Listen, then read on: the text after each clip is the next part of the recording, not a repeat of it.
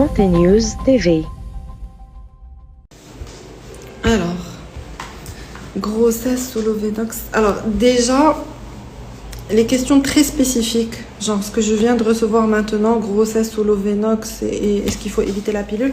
Donc, c'est assez complexe, assez particulier. C'est pas du. J'y répondrai en privé. Donc, vous m'enverrez votre question par message. Et j'y répondrai, c'est plus simple, comme ça j'aurai une réponse précise par rapport à votre historique et à pourquoi vous avez eu le Lovenox 06. Stérilet, tout ça. Alors, plaisir partagé. Donc, je suis contente de vous voir sur ce petit live. Et donc, voilà. Alors, on va dire déjà la contraception. Moi, quand je reçois un couple ou une jeune femme qui vient pour envisager une contraception, je leur dis toujours que la contraception se discute à deux. Car un bébé, quand on veut le faire, on le fait à deux et jamais seul. Et la contraception aussi, elle est à deux. Donc, c'est le couple qui assume la contraception et pas uniquement la femme. Donc, on ne va pas lancer la balle à la femme et lui dire non, je suis contre cette politique. Donc, la contraception se discute avec deux, après concertation, après une consultation chez son médecin. On ne prendra pas la pilule ou la contraception X que prend une copine parce que parce qu'elle fait comme ça et ça marche pour elle. Non, chaque corps est différent, chaque femme est différente. Donc chacune aura une contraception adaptée à son état de santé, à ses facteurs de risque, à beaucoup de choses.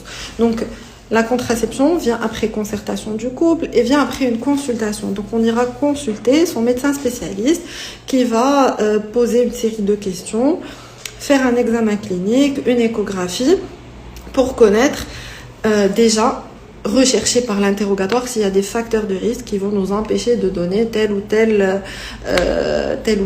contraception. Savoir si la patiente a déjà accouché ou pas, si elle a fait une fausse couche, connaître la durée pendant laquelle elle veut rester sous contraception. Est-ce que c'est une période courte ou là c'est une période plus ou moins longue pour pouvoir la conseiller et l'accompagner dans cette période. Faire une échographie, voir les ovaires un peu, à quoi est-ce qu'ils ressemblent, est-ce qu'il n'y a pas de microkyste, est-ce qu'il n'y a pas de fibrome utérin qui peut faire céder la patiente, bref.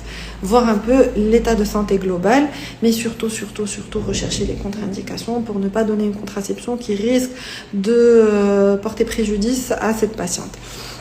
Donc, on va scinder la contraception en trois. La contraception hormonale, la contraception mécanique et la contraception naturelle. Donc, la contraception hormonale, c'est tout ce qui va comporter des oestrogènes et de la progestérone. Donc, en gros, une pilule. Et il y a deux types de pilules. La contraception combinée qui associe œstrogène plus progestérone et la contraception par microprogestatif qui comporte une seule hormone, c'est les microprogestatifs. Donc en général, un couple qui vient de se marier va souvent venir consulter en vue d'une contraception. Donc ce couple-là, au départ, parfois ils ont un peu peur. Ils me posent toujours une question. Docteur, est-ce que la contraception va être à l'origine, par pilule, va être à l'origine d'une stérilité? Mais non, la contraception, c'est un phénomène qui est censé être réversible. Donc on va empêcher une grossesse, mais à l'arrêt de cette contraception, le phénomène inverse doit pouvoir s'opérer, c'est-à-dire que le couple, après arrêt de la pilule ou après retrait du stérilet, doit pouvoir concevoir sans difficulté.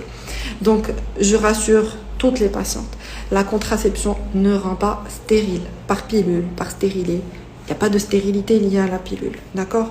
Alors, la contraception, comme je l'ai dit, c'est une méthode par pilule, c'est une méthode qui est réversible, mais son effet peut persister parfois 2 à 6 mois après l'arrêt. Donc, si après arrêt de pilule, il n'y a pas de grossesse dans l'immédiat, il ne faut pas non plus stresser. L'organisme, parfois, est mis au repos et donc il a besoin d'un certain temps pour démarrer, pour que cette grossesse puisse avoir lieu. Moi, je compare souvent la pilule à la femme qui prend la pilule à une voiture. Alors, la voiture, quand on la met à l'arrêt, au garage, pendant 3, 6 mois, 1 an, qu'on ne l'utilise pas, les voitures essence vont démarrer rapidement et les voitures diesel sont un peu plus lentes au démarrage. Elles vont avoir besoin d'un temps de chauffage avant de pouvoir se relancer dans son fonctionnement normal. Donc, la contraception par pilule, eh bien, elle est gentille, pas très méchante, mais moi, personnellement, je n'aime pas la pilule au long cours. Donc, je préfère toujours une pilule pour une durée déterminée. Puis, par la suite, si le couple désire un enfant et que la femme tombe enceinte, ben, on envisagera une autre contraception par la suite. Alors, la pilule œstroprogestative, bien sûr, il faut éliminer les contre-indications. Je vais citer que les grandes, donc les patientes ayant des problèmes cardiaques, diabétiques, qui ont déjà eu un vaisseau qui est bouché, soit à la tête, soit une phlébite au niveau des membres inférieurs, qui ont un problème de coagulation sanguine, qui ont une hypercholestérolémie, donc ça c'est les gros, ou une obésité morbide. Les patientes tabagiques, c'est des patientes pour lesquelles on ne va pas recommander la pilule forcément, donc sauf si elles réduisent énormément leur consommation de cigarettes. Après, il y a plusieurs types de pilules œstroprogestatives. Il y a les faiblement dosées, les premières générations, deuxième, troisième, quatrième génération. Il y a les séquentielles. Il y a énormément de pilules. Donc, jamais on ira prendre celle que prend notre voisine ou notre copine. Donc la pilule sera prescrite par votre médecin en fonction de ce qu'il aura trouvé à l'interrogatoire, en fonction de ce qu'il aura trouvé à l'examen clinique et à l'échographie. Donc faites-lui confiance. Et il faut savoir aussi que le corps a besoin d'un temps d'adaptation. Ce temps d'adaptation, il est de 1 à 3 cycles, car toutes les pilules peuvent exposer au risque de spotting. Donc les patientes qui prennent la pilule pour la première fois et qui viennent après nous dire docteur, j'ai eu des petits saignements, j'ai les seins un peu qui gonflent, je me sens migraineuse, je suis un peu plus nerveuse, j'ai parfois des nausées matinales. On leur demandera de patienter ce mois parce qu'en général, le corps s'habitue, il a un effet tampon mémoire et si ces effets indésirables se répètent, et ben à ce moment-là, on changera de pilule, on verra ce qu'on va faire. Il y a des pilules qu'on va prescrire anti-acnéiques parce que la patiente a un profil d'ovaire polykystique ou là une peau à tendance acnéique. Des patientes qui ont une hyperpilosité, donc on va agir dans ce sens-là et leur mettre une pilule qui va réduire la pilosité. Donc c'est vraiment du cas par cas. Et parmi les pilules, il y a des pilules. La prise de la pilule est également importante. Donc, j'insiste sur le fait que la patiente doit fixer son heure et ne pas s'amuser à la changer pour que l'efficacité reste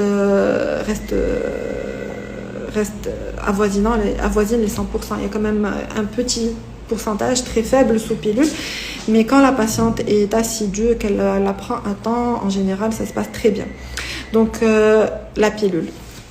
Donc c'est une contraception réversible, c'est une contraception qui est assez safe et assez sécure, donc qui protège à l'ordre de 98% avec 2% de risque de grossesse sous pilule. Il faut la prendre à temps. Et si vous avez une maladie, il faut toujours la signaler à son médecin pour que si jamais par exemple il y a d'autres médicaments qui n'aient pas d'interaction médicamenteuse, et il faut qu'elle soit adaptée à chaque personne. Donc on ne peut pas prendre une pilule sans consultation. Car j'ai beaucoup de femmes qui viennent après avoir pris une pilule en allant chez la pharmacienne ou là chez la copine, chez la cousine, la voisine. Donc je reviens toujours sur ce point-là parce que je trouve que c'est inadmissible. Après, la contraception microprogestative. Donc c'est une contraception qui est différente parce que c'est en général une contraception que nous, les Marocains, on appelle la contraception par microprogestatif. C'est pas uniquement pour les femmes qui allaitent, mais ça reste la principale indication, c'est les femmes allaitantes ou les femmes qui ont une contre-indication à la pilule dont je viens de parler, œstroprogestative, qui combine l'œstrogène et la progestérone. Donc la contraception par microprogestatif, on la donnera à la femme après l'accouchement parce qu'il n'y a pas d'œstrogène et la femme la gardera toute la durée de l'allaitement. Donc je sais qu'il y a certaines patientes qui viennent, qui arrivent à 6 mois d'allaitement et au moment de la diversification, 6 mois post-accouchement, au moment de la diversification, me disent docteur, pourquoi est-ce que je peux bifurquer et changer de pilule? Je leur dis non, surtout pas. Tant que vous allaitez, l'œstrogène peut passer dans le lait maternel, donc il est vivement recommandé de rester sous microprogestatif ou bifurquer complètement vers une autre méthode contraceptive au besoin. D'accord ? La pilule microprogestative, par excellence, va entraîner une aménorrhée. Donc, quand elle est bien tolérée par l'organisme, il n'y aura pas du tout de règles. Pas du tout de règles. Donc, c'est l'effet recherché, c'est le but. Il ne faut pas stresser si on n'a pas ces règles sous pilule microprogestative, c'est normal. Après, On ne la donne pas uniquement aux femmes allaitantes, comme je l'ai dit, on la donne également aux femmes ayant un surpoids, donc une obésité morbide, une cardiopathie sévère, un diabète qui est mal équilibré, une dysthyroïdie, un antécédent de coagulation, de phlébite au niveau des membres inférieurs. Et donc, il faut toujours en parler avec son médecin. Voilà, donc par rapport à la pilule, c'est surtout ça. Je veux que vous gardiez en tête que la pilule n'est pas si nocive que ça, que la durée de la prise dépend de chaque couple et qu'il faut toujours revenir vers son médecin avant de prendre une pilule. Il y a également une autre pilule, c'est la pilule d'urgence. Alors la contraception d'urgence, ça reste destiné à l'urgence. Urgence, et non pas parce que j'ai oublié de prendre la pilule X, parce que j'ai peur que le rapport 1 soit en période de fertilité, le rapport qui suit aussi, et j'enchaîne les pilules d'urgence. Non, on s'expose à beaucoup de risques, à des dérèglements hormonaux, à des kystes ovariens, à un risque cancérigène. Donc non, pas de pilule d'urgence en dehors du contexte de l'urgence. Et la pilule d'urgence se prend dans les 72 heures qui suivent le rapport non protégé. Elle protège uniquement dans les 72 heures. Mais il y a toujours le risque de grossesse sous pilule d'urgence. D'accord ? Donc pensez-y et ne la prenez pas aussi à plusieurs fois. S'il vous plaît, ne la prenez pas plusieurs fois. Et voilà, donc ça c'était les méthodes hormonales. À côté de ça, on peut également recourir à la pilule en cas d'anémie sévère, on peut recourir à la pilule pour traiter un kyste ovarien, on peut recourir à la pilule pour équilibrer un cycle de règles, pour rétablir un cycle hormonal normal. Donc il n'y a vraiment pas de souci à se faire, mais toujours ça doit se faire après concertation avec un spécialiste qui va vous donner quelque chose d'adapté à votre corps, d'accord ? Par rapport à la contraception par stérilet, la contraception mécanique. Alors, la contraception mécanique, c'est une contraception qui existe depuis assez longtemps. Donc, c'est un petit T. Excusez-moi, je vais vous le ramener comme ça. On va voir ce que c'est que le stérilet.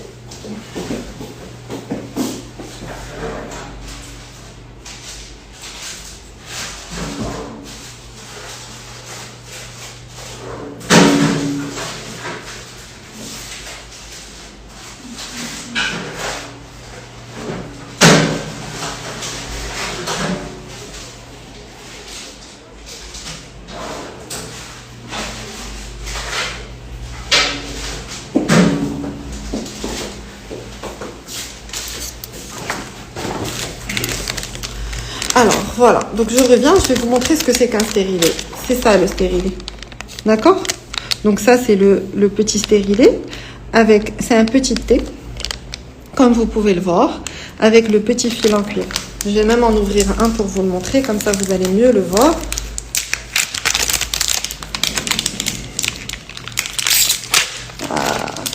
C'est la sage-femme. Donc voilà, c'est ça le petit stérilet. Donc c'est ça. En gros, dans l'utérus, il y a ça qui reste. Donc c'est un petit T.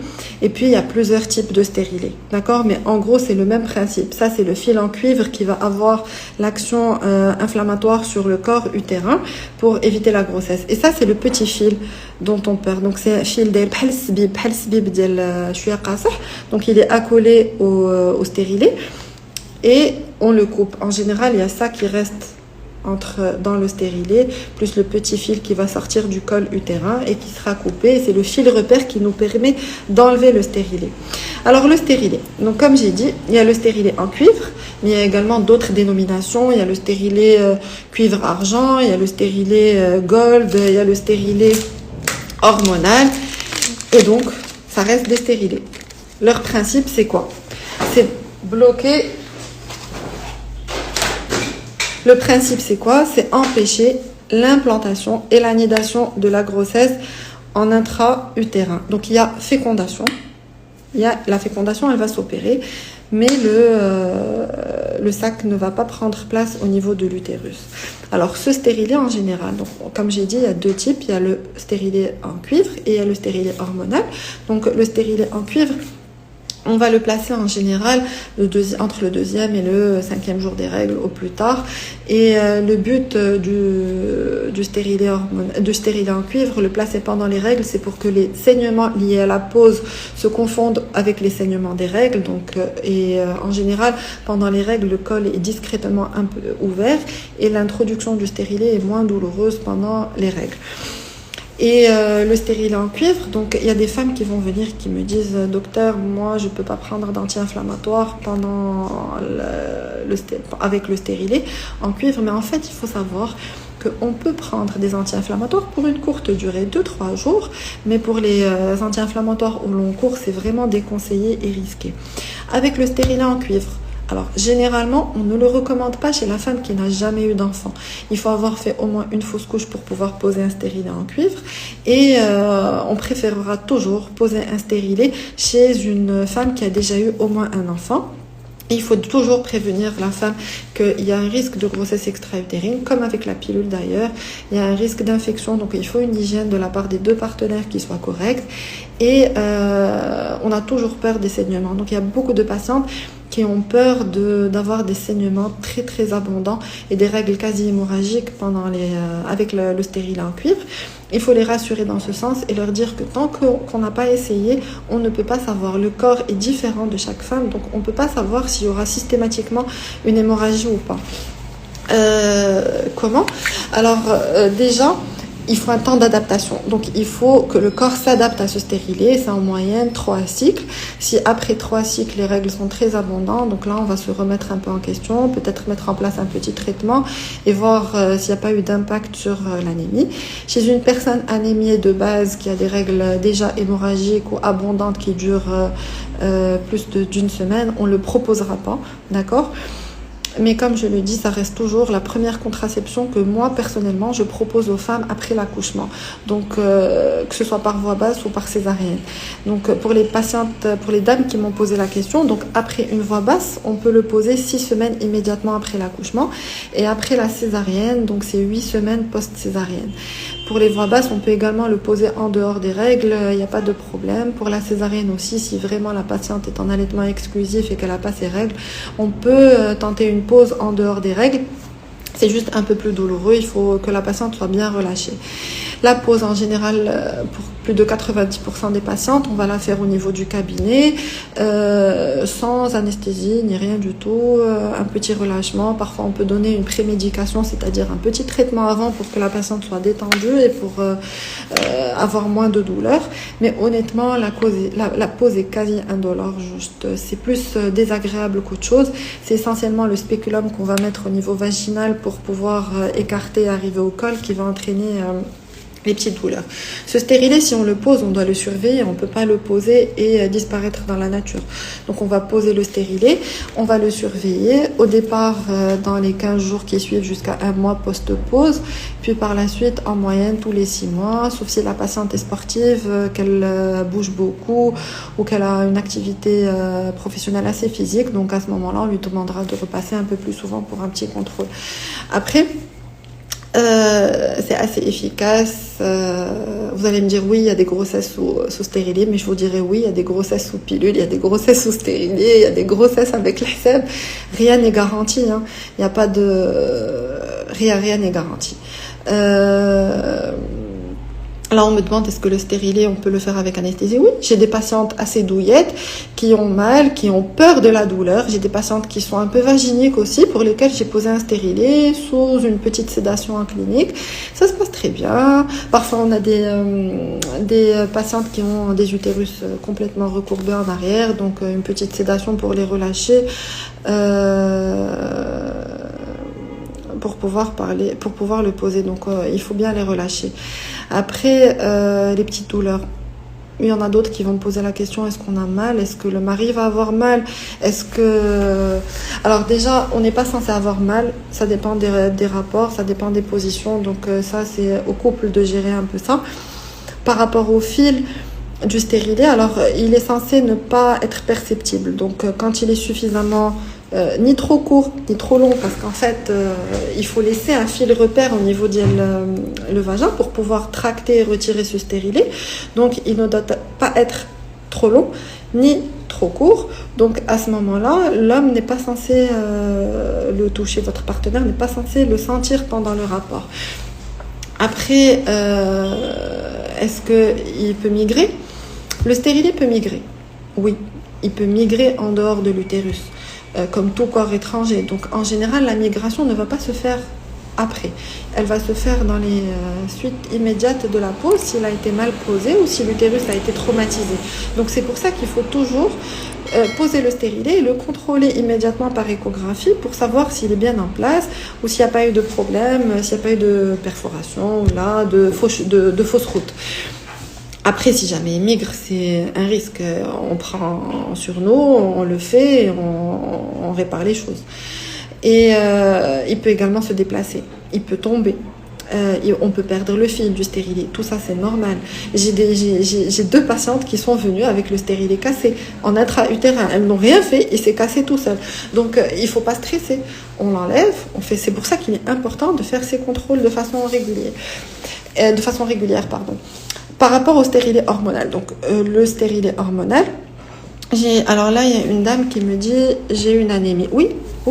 Toujours, quand vous aurez un stérilet en cuivre, le risque, il est là. Si les règles sont abondantes, que vous n'y prêtez pas attention ou que vous estimez que c'est normal et que vous n'en parlez pas à votre médecin traitant, eh ben, le risque, il est là. Donc, il faut toujours faire attention. Combien de fois je vais changer ma protection, la quantité, le flux, est-ce qu'il y a des caillots ou pas, la durée, est-ce qu'elle est très longue. Quand j'ai des patientes qui viennent, qui me disent qu'on a des règles de 10-12 jours, mais je leur dis, mais où est la qualité de vie? Il faut toujours se remettre en question et se poser des questions. Donc, non, 12 jours de règles, c'est trop. 10 jours, c'est encore trop. C'est le tiers du cycle. Donc, notre corps est fait pour saigner, mais pas au-delà d'un certain seuil.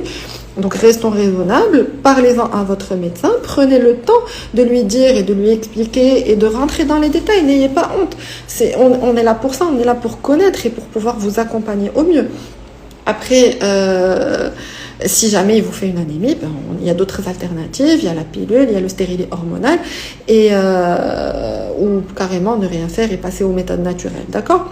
Après, par rapport au stérilet hormonal, donc le stérilet hormonal, comme son nom l'indique, c'est une hormone. Beaucoup de gens confondent stérilet hormonal et pilule et me disent ouais, kiff, il a qu'un stérilet hormonal, rien de la pilule. Mais c'est pas la même chose. Le stérilet hormonal est différent dans le sens où il y a une seule hormone, c'est la progestérone, elle est faiblement dosée, elle est dans le stérilet. Donc il y a un réservoir dans le stérilet qui permet de libérer de façon locale au niveau de l'utérus l'hormone.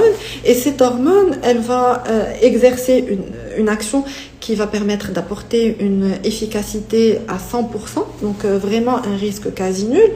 Et puis protéger cet utérus de l'anémie, assurer une contraception efficace et bien sûr éviter tout ce qu'on a eu avec le stérilet en cuivre par exemple, surtout les règles abondantes et hémorragiques, car en général le stérilet hormonal, on peut garder un cycle quasi normal sous stérilet hormonal, c'est-à-dire des règles qui vont venir à temps, mais qui sont quasi imperceptibles, parfois juste sous forme de petites pertes, sous forme de petits spotting. Et après 2 ans, en général, la dame n'a quasiment plus ses règles et c'est l'effet recherché par le stérilet hormonal. C'est cette aménorrhée, elle est normale. Il ne faut pas stresser non plus quand on a un stérilet hormonal et qu'on n'a pas ses règles, comme une patiente dernièrement qui est venue, qui après 6 mois me dit « Docteur, j'ai pas mes règles, je stresse, est-ce que je suis enceinte ?» Non, c'est son stérilet. Mais il faut aussi parler des effets indésirables parce que oui, il y a une hormone, il y a un petit passage dans le sang qui est certes faible, de l'ordre de 15%, mais ce petit passage peut, en fonction des femmes, entraîner quelques effets indésirables. Quels sont-ils ? Alors, on peut avoir une sensation de gonflement, une petite rétention, donc elle est passagère en général. Le temps que le corps s'habitue, on a 3 à 6 cycles en moyenne. On peut avoir une chute de cheveux. Pas systématique, mais cette chute de cheveux peut s'observer dans les 2 mois qui suivent la pause et disparaît normalement entre 1 à 2 mois après son début. Donc elle est toujours transitoire, elle n'est pas continue. On peut également avoir une poussée d'acné, donc on peut avoir des boutons sous stérilet hormonal. Tout ça, c'est dû personnes dépendantes. Certaines vont avoir également les seins gonflés, mais tout ça en général c'est transitoire. Il y a plein de forums qui disent que le stérile hormonal est très fort, très difficile à tolérer. Oui, il y a des femmes qui ne vont pas le tolérer, comme toutes les contraceptions. Mais on peut toujours le proposer. Moi, je le propose aux patientes qui ont une anémie sévère, aux patientes qui ont plus de 35 ans, qui ont des règles abondantes, 35-40 ans en général et plus, je leur propose systématiquement. Aux patientes qui ont un utérus avec des fibromes, aux patientes qui ont une adénomiose, c'est-à-dire un utérus qui à la base va donner des règles abondantes. Donc il a son indication, il a son intérêt, il a sauvé plusieurs patientes de l'indication chirurgicale, même pour l'endométriose, parce que l'endométriose, on a des règles douloureuses, donc ça soulage énormément. Et parfois, il vaut mieux mettre un stérile hormonal que de se taper une pilule par voie orale chaque jour avec le passage hépatique, l'infiltration rénale. Tout ça, on le diminue à fond. Donc, je le redis, il faut toujours prendre l'avis de son médecin avant de penser à un stérilet. Comme ça, il évaluera la situation globale et vous conseillera au mieux. Et pour le stérilet hormonal, on le placera à la fin des règles, donc vers le 5e jour des règles. Après vient la fameuse contraception naturelle. C'est la contraception que beaucoup de couples pratiquent. Donc on a le retrait avec l'éjaculation externe, on a le calcul, mais pour moi, ces deux méthodes, à un certain moment, il y a un risque. Donc il y a toujours un risque. Le risque est grand quand même. Donc le risque est grand.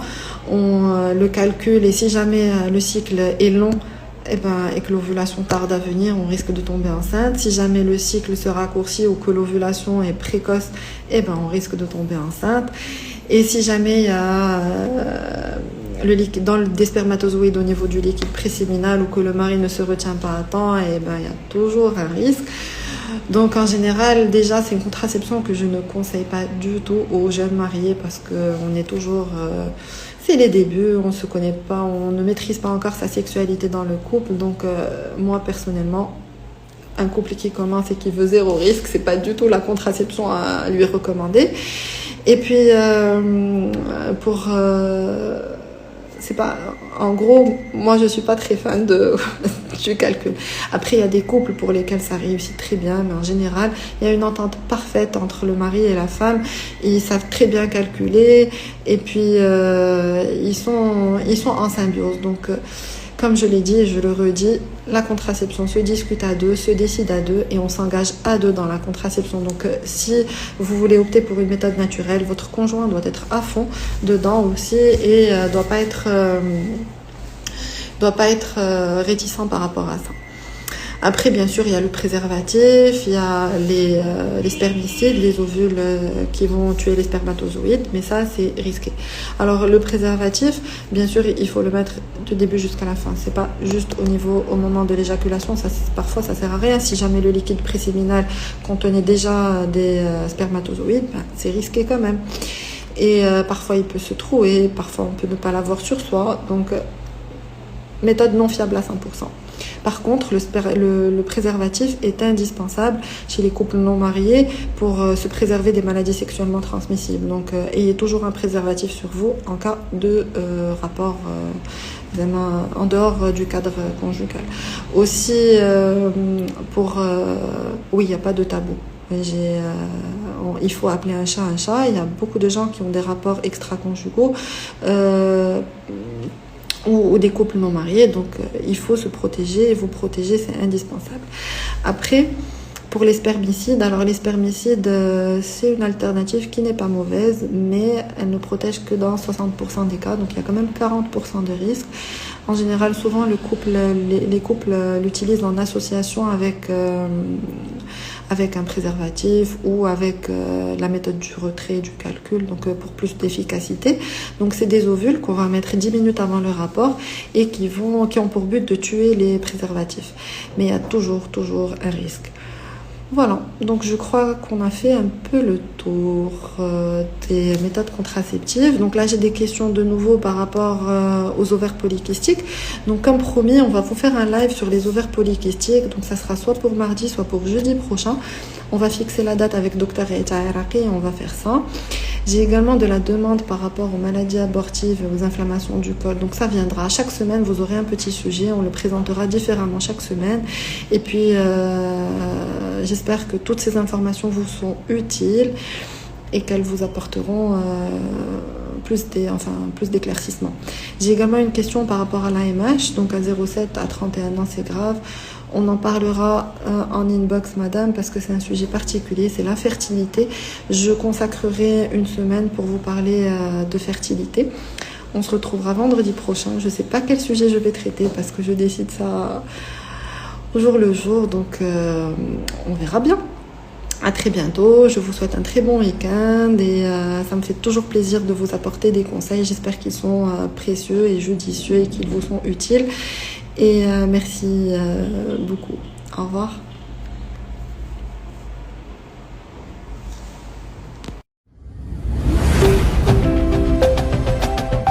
Santé News TV.